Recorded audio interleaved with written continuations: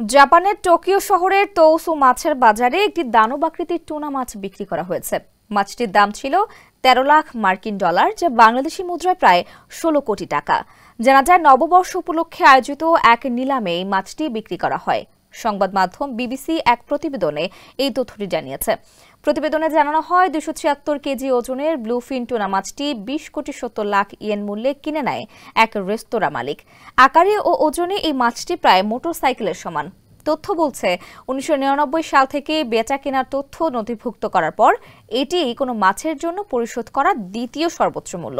Onodera group এই নিলামের সবচেয়ে দামি মাছটি কেনার পর তাদের এই উদ্যোগে জাপানের গণমাধ্যমে সাড়া পড়েছে। আর নয় সৌন্দর্য নিয়ে চিন্তা, এবার নিজেকে সুন্দর করে তুলুন স্টাইল ম্যানিয়াক্সের সাথে। এছাড়া গত বছর ১১,৪০,০০,০০০ ইয়েন দিয়ে সবচেয়ে বড় টুনা কেনার খবর পাওয়া যায়। জানা যায়, ২০১৯ সালে সবচেয়ে বেশি ৩৩,৩৬,০০,০০০ ইয়েন দামে অপর একটি বিশালাকার ব্লুফিন টুনা বিক্রি হয়েছিল।